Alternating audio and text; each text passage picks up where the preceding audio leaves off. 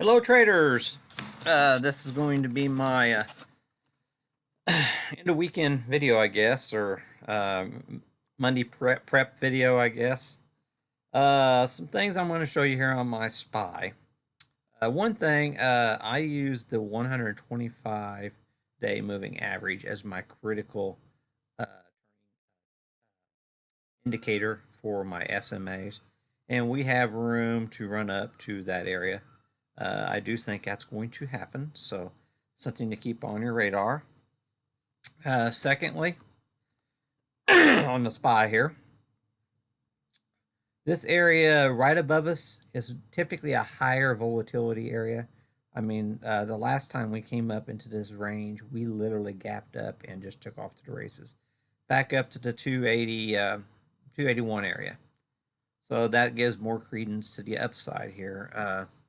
And the makers for the event over the weekend, they were pricing in a massive move. Um, they were pricing in well, especially in the SPX. You can't really see it as much. There's only one day left here in the SPY, but the SPX, uh, basically they were $47.80 expected move for the SPX. So that is a huge move up coming up into these levels here, and it'll put us all the way back to that trend line high there, if that were the case. And along the same front here, I wanted to show you what was going on Friday. They literally were still buying more puts versus calls coming into uh, the weekend. So just keep that in mind there. It was quite. They were buying protection on the S&P and stuff come Friday. So just keep that in mind whenever you're planning your day for Monday. That uh, uh, the volatility is really heightened, and you do not really want to buy SPX Lotto uh, calls or puts because they are going to most likely um, uh, bring the implied volatility in, and all that premium is going to be sucked out Monday morning. And anybody who owns those SPX contracts are likely to get destroyed. Okay, so just that in mind. Same deal, 2811 area. I see most definitely it's probably going to run up there. Um, Anything can happen, so just keep that in mind on your SPX. Q. We're a lot further away from our 125 SMA, so this is a little bit more bearish versus your S&Ps. We did, there was a trend line I can draw in here, but we did break above that trend line. This is an area of higher volatility.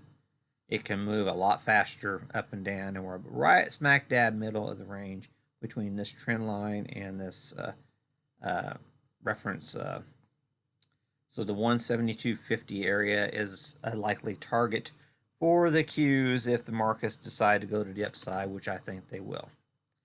Okay, and if you go back to your, they were put to call ratio was they were buying an extra for every 3 contracts. They were buying 2 contracts puts, 1 contract calls for Friday. So they were actually a little more taking in more protection on the NASDAQ coming into this weekend's events.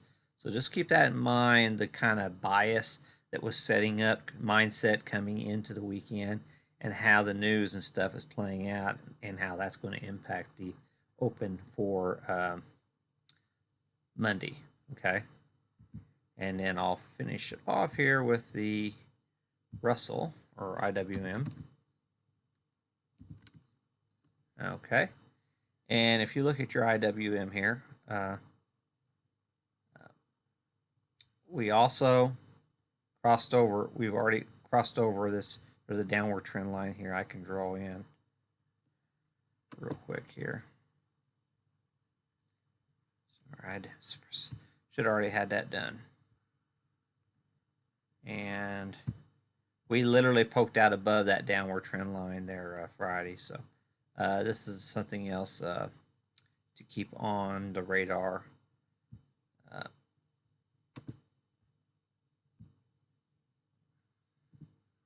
and as potential and stuff. And then you get your range highs there.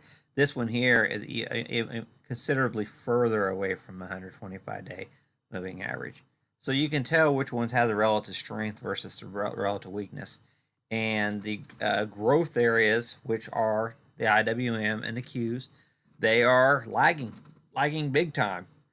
So just keep that in mind that, the growth trade is still pretty much dead. So although the fangs have come back considerably. So I just want to point that out. And then if you do go to the trade side, you can see they weren't quite as bearish on the accumulation on the puts going into the weekend. So just keep that in mind too. Okay.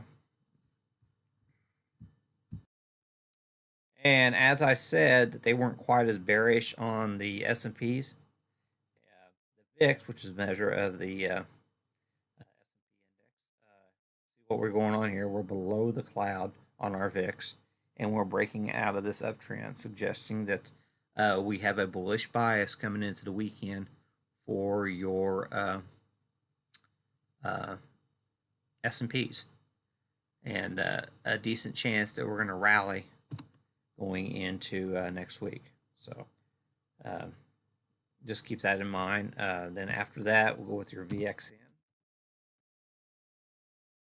This, you notice how they were buying a lot of protection for the NASDAQ. You notice we're inside the cloud. We literally haven't broken out of the cloud yet. So they were buying more protection, realizing that the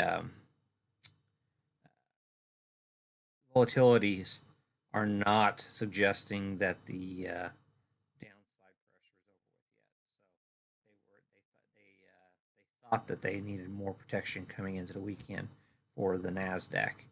And then if you look at the RVX,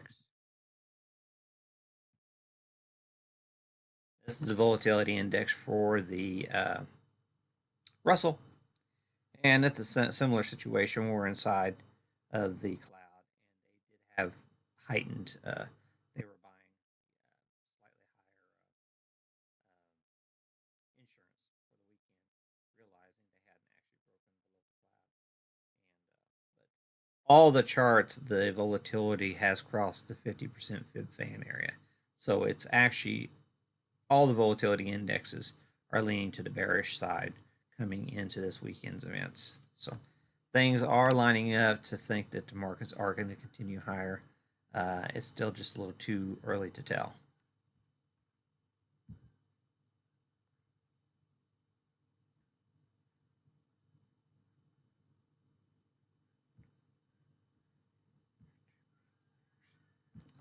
Two main players into this weekend's events, and China, which is the second player, and people are not really paying much attention to this fact. It's coming right into that 125-day moving average, like I had mentioned, as a critical delineation point. And so, if we can cross over that, that's really bullish for the global markets in general.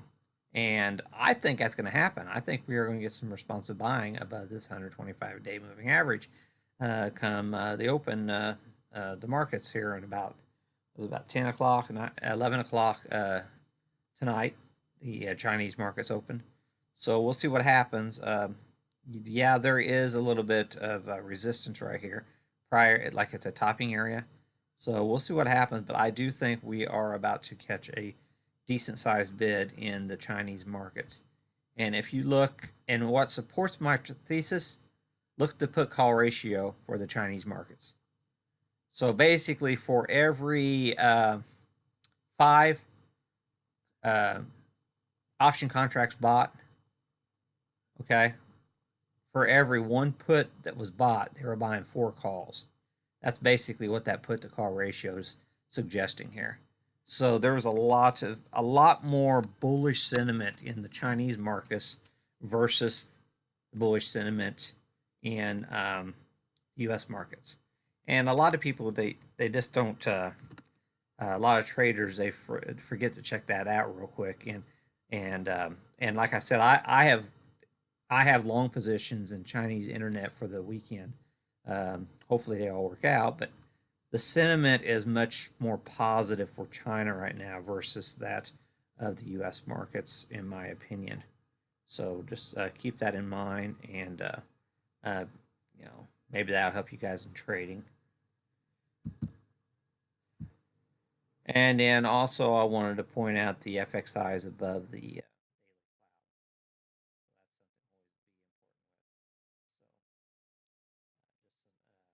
cloud. So that's another way of looking at it. Okay, there is a decent chance that we will probably catch a somewhat of a bid in our financials. And for this market to rally, the financials have to rally. Okay, and so basically we got a resistance area right here that's acted as a buying zone, and we're coming right up from the bottom into this buying zone for the financials and responsive buying zone. So basically, I see if you see the prior swing highs, well, now if for the 125-day moving average, it's really easy to bounce from here right back up into that 125-day moving average.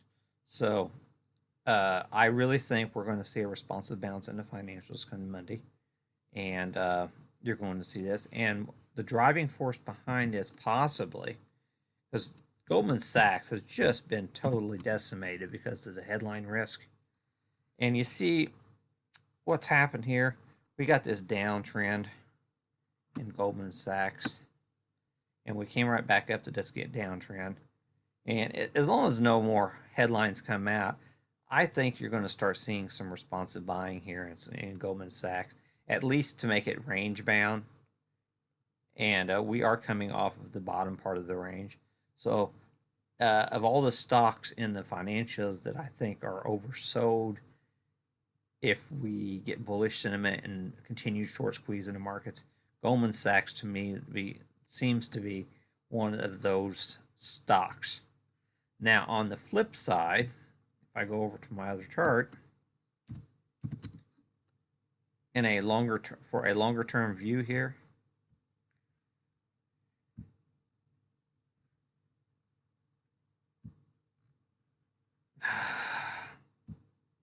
darn programming. Okay, zoomer here. You see what's happened? We've come down into this fib fan zone on Goldman Sachs, and we are below the clouds. I mean, it Goldman Sachs really looks bad here if you're using your Ichimoku. But my point is, we've came right down to this fib fan area, which has acted as a consolidation area in the past. That's why I think we're going to see some responsive buying and trading of Goldman Sachs within this fib fan zone. And this is a hot, and the fan zone is actually uh, it's a lot wider zone than it was in the past. So that's you can see in the XLF um, implied volatilities, expected moves. The expected moves are a lot wider right now because of these wider fib fan zones, in my opinion. And we're right here at the bottom of this fib zone. I'm thinking that there is a potential for a squeeze happening here in Goldman Sachs this week if the markets do continue to get a bid. Now, ultimately, you see that has broken in the past, that fib fan zone. So that's something you have to be aware of, that this is not a strong supportive area. The next fib fan zone below is. So that's quite important to realize that case. And if that were the case, and we're going to come down here, that's going to bring us right down to this. Over time, it'll probably bring us right down to this cloud top here, the breakout, this breakout. So ultimately, I think what we're seeing in Goldman Sachs, we're going to see a total completion of this pattern all the way down to this breakout candle and finish that out. So that's just a few ideas that I had that I wanted to share with you guys. But I do think if the markets do catch a bid, that Goldman Sachs is one of those candidates that's on the has been sold off hard, that is a squeeze candidate in the short term.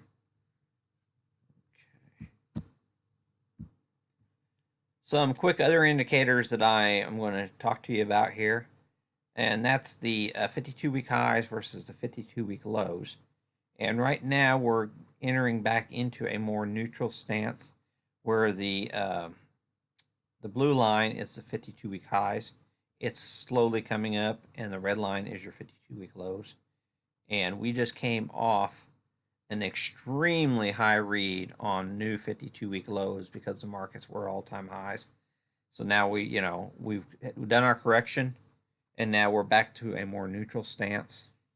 So typically what you want to see is at 52-week, when they spike like this, 52-week lows like this, right up here is where all of the put sellers really load up, and they start selling all kinds of puts and taking in the credit because of the heightened volatility.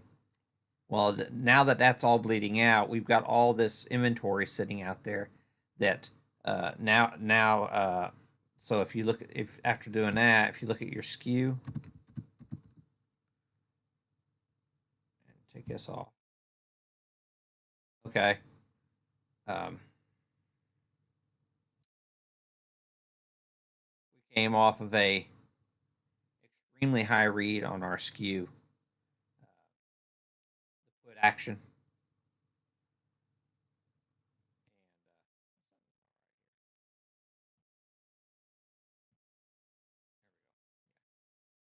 We came off of a all-time high on our skew. Right here, they were selling out of the money calls big time. And I remember that happening and talking about it because the skew was getting so extreme. Well, now we're way down to the opposite end of the spectrum, and we've got a huge number of puts sitting out there, and we've actually come off the lows, but they're still premium to be sold down here because we were making new lows on Friday on the skew. So I see coming in Monday, I see this skew uh, starting to dramatically reverse, given a significant signal that the bottom might be into the markets.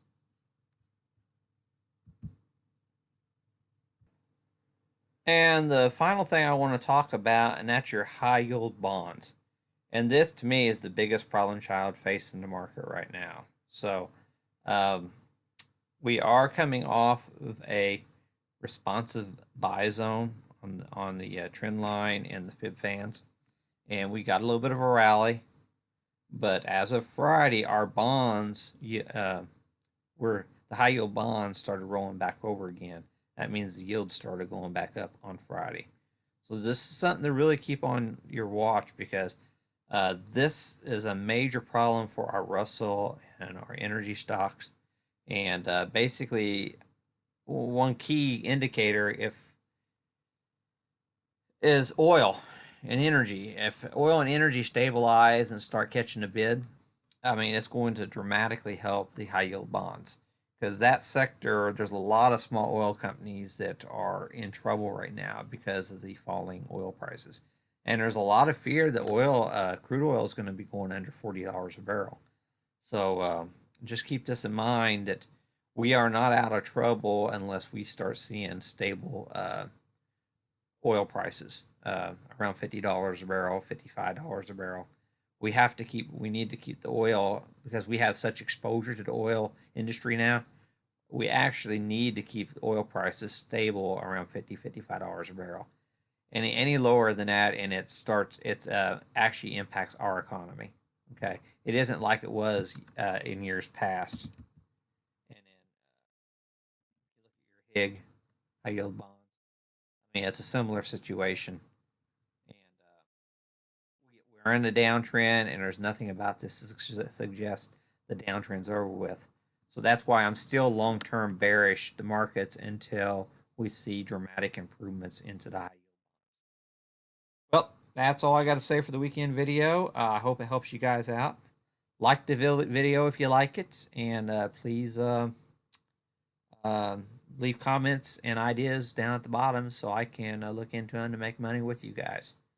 I do have a fairly decent sized position in Baidu for the weekend, and I don't remember if I said that or not, but we'll see what happens next week. I do think Chinese internet's probably prime for a bounce, and it's actually the China markets are actually looking a little better than the U.S. So we'll see how things all unfold.